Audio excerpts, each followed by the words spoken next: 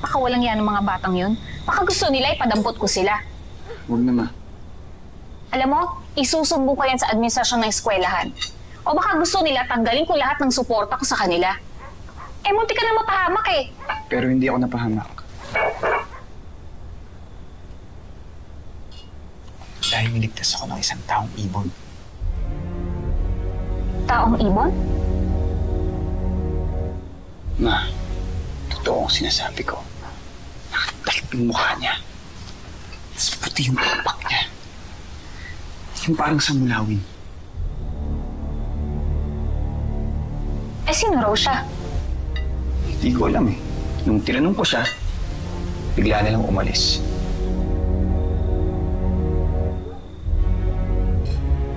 Ano kayang ginagawa ng taong ibon dito sa Tierra Fuego? Eh, si Rodrigo? Nag-usap ba sila ng taong ibon? Magkakilala ba sila? Hindi siguro, Ma.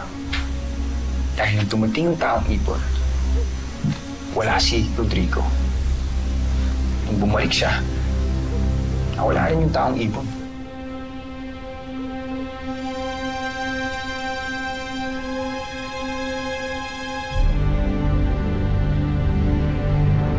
Niligtas ko si Rafael kanina.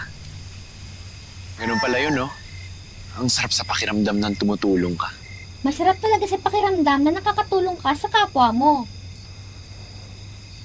Paano mo naman nasabi yan? Eh, ibon ka. Bakit? Nagtutulungan rin naman kaming mga ibon ah. Alam mo, simula nung napunta ako dito sa Tierra Fuego, lagi akong sinasabihan ni Lola na itago ko daw yung kapangyarihan ko, yung kakayahan ko.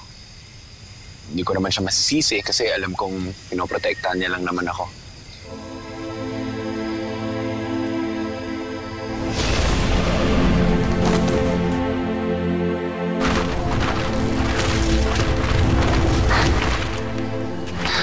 Salamat. Sandali. Sino ka ba?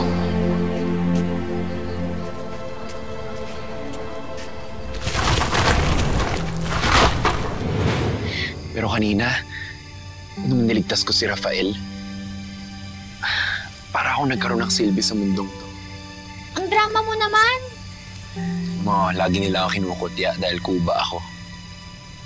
Mas mula bata ako, alam ko naman yun na iba ako sa kanila.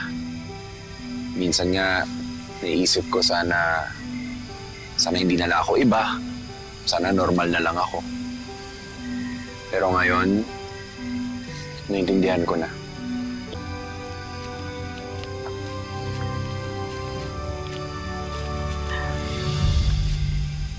Totoo ba na iniligtas mo si Senyorito Rafael kanina? Naku, aalis na ako. Baka pati ako mapagalitan. Sagutin mo ako. Opo, Lola. Di ba pinag-usapan na natin ito? At nangako ka na hindi mo nagagamitin ang kapangyarihan mo. Ayun, pinag-uusapan ni Doña Savannah at ni Senyorito Rafael ang tungkol sa mga taong ibon. At sigurado ako na pinagdududahan ka na nila ngayon. Eh, Lola, wala naman po kasi akong ibang pagpipilian eh. Kaya ako na lang po bang mamatay si Rafael? Ikaw lang ang inaalala ko. Paano kung may makaalam ng totoo mong pagkatao? Nagtakip naman po ako ng mukha eh. Kahit na hindi mo responsibilidad na iligtas sila, paano kung ikaw ang mapahamak? Pero hindi ko kakayanin na may gawin silang masama sa'yo. Ina ako. At para sa lahat ng mga ina, ang anak nila ang pinakamahalaga sa kanila. Masaktan na ang lahat. Huwag lang ang anak ko.